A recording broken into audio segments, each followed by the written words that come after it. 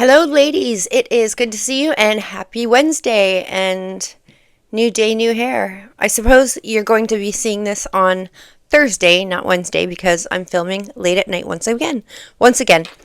If you are a corporate girly, I am about to change the trajectory of your career, and I'm going to do this by pointing out the cornerstone of success and climbing the corporate ladder.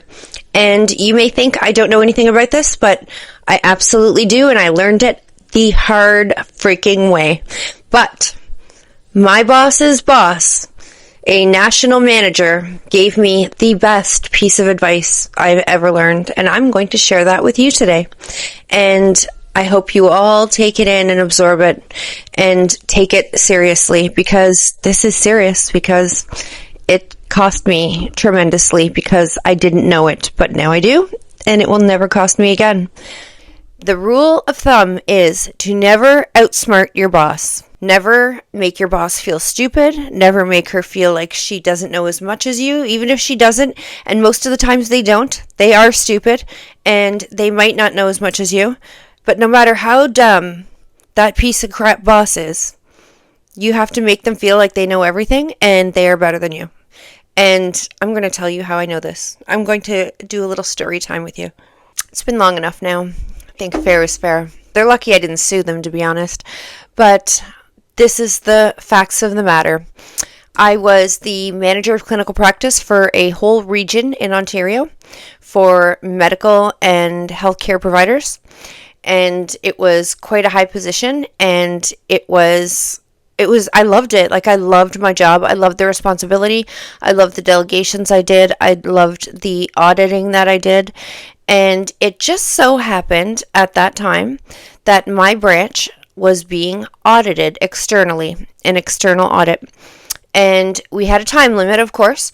And the time limit had come, and it was on a Monday. We did our audit, and it was a group Zoom meeting with the auditor, and she went through all of our documentation, all of our statistics, everything that we pulled together, and mine was complete. I got perfect. And there were 3 other gals, 2 other employees, and there was my boss. And that wasn't intentional, but it's appropriate. And the other employees didn't pass, and my boss didn't pass. But I passed perfectly because I worked my ass off night and day, and I worked 14, 15, 16-hour days to make sure I got it done, because it's important, and I didn't want our branch to be closed because of an audit, and I didn't want us to suffer a tremendous fine because of an audit gone wrong, and it have implications on our salaries, on our care for patients within our region, on our oversight powers and abilities. I wanted everything to work out perfectly. When the audit was done, the auditor slapped everyone's hands that didn't pass perfectly, congratulated me, and gave them all until Friday, and said, I give you guys all until Friday to get your, in other words, shit together, and reframe your numbers, and to complete the portions that you didn't complete. And we were having a really busy time at this point. It was really hectic. A lot was going on within the industry and healthcare, and we were doing a lot. And I had a full job. My plate was absolutely packed full. Okay, this is why my days were so incredibly long.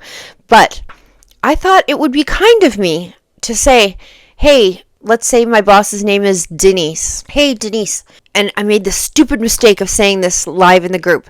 I said, Denise and other girls, I can make time this week. No problem. I've got my stuff under control. My time is managed, and I've got stuff under control. I can make time to help you guys out to get it all done in time. Nobody sweat. Nobody sweated out. Our auditor spoke on a friendly level with us. I thought this would be okay, and I'd never been through an audit before like that, an external audit. I said to my boss, I've got my schedule under control. I can help you out with this if you need any help. If you need any help, I've got time to help you with your stuff. And to the other girls, I said, and the same for you guys. If you guys need help, I've got time.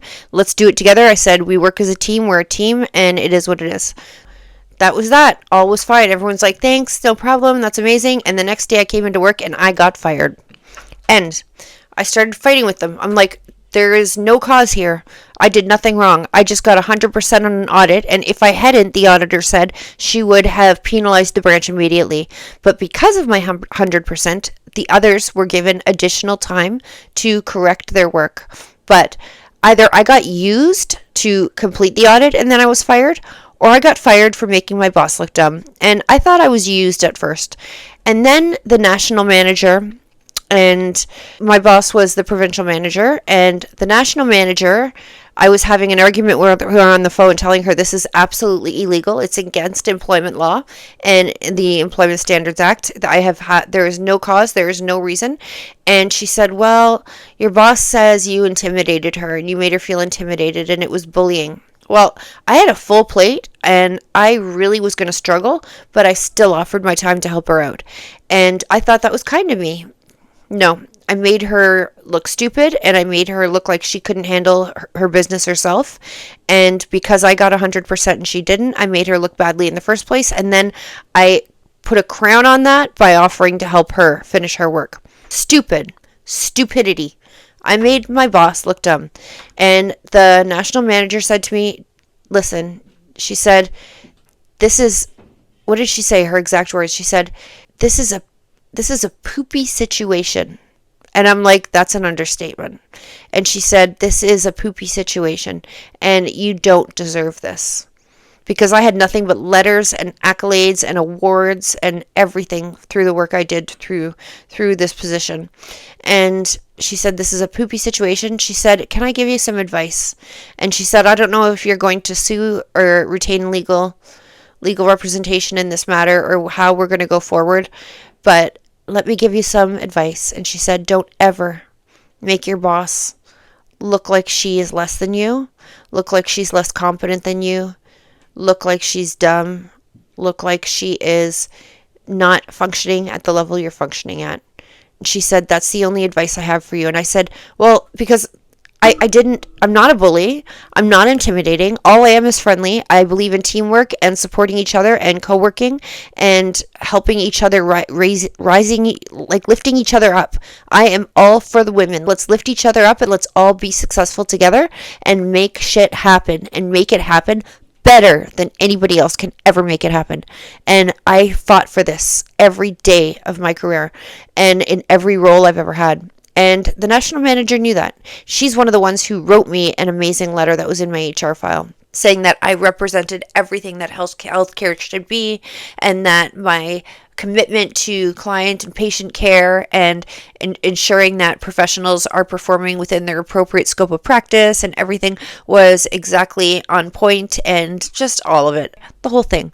But when I said I'm not a bully and I'm not intimidating, she said, your language might be taken as intimidating if everybody doesn't understand exactly what you're saying, because she said you speak at a higher level than most people do and you write at a very academically high level. And she said my first piece of advice is to dumb that down a little bit.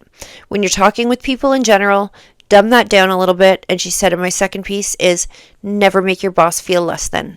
And she was right. It shouldn't be that way. It shouldn't have to be that way. But when I look back, she did look stupid, and then I crowned it by emphasizing and putting emphasis on it by saying, I'll help you do better. I'll help you do better, Denise. And that was that. That's my story. That's my lesson. You want to climb the corporate ladder? Cheer them on. Make your bosses and your supervisors feel like they're the smartest people in the room, no matter how dumb they look, no matter how stupid they sound, no matter how bad they make everybody look. Cheer frickin' them on. And women are the devil. Always watch out for them. Male managers would never feel intimidated by that. They might treat you like garbage, but in my experience, anytime I've had a male manager, they treated me with nothing but the highest level of respect, and they treated me exactly the way I deserved to be treated. And if I had made a mistake, then they'd bring it to my attention, I would correct it, and that's that. And they acknowledged my achievements, and they were supportive, and they helped me to facilitate growing and growth and personal development and professional development. But females, nah, They are the devil. Never, ever, ever let them feel less than. That's it, guys. I hope you enjoyed the video. If you like my content and realize that my content is all about women supporting women and us all coming together in a community to help each other out and give advice on all different topics, whether it be beauty, career, family, emotional stuff, personal issues, all kinds of stuff, money, business. I'm in for it, and I want us all to talk. I want the chat to go wild. Let me know, has this ever happened to you? Have you ever had experiences like this? Do you have any other advice? Now, this happened to me quite a while ago before I started my own company and my own business, but this was what kicked off me starting my own business. I said I will never work for another woman again, ever. And if I do, it's going to be me. And I started my own business after that. Not everybody can do that, and some of you flourish in the corporate world. That is the video. Give me a comment. Definitely take the time, give me a thumbs up, and subscribe. If you watch this video, if you resonate with anything I said, please subscribe to my channel. I'm trying really hard to grow it. I'm working my ass off, and I have been for years. And a thumbs up, a share, a subscription, mwah, it means the world to me. I hug you all, anybody who takes the time. And I will see you all in the next one.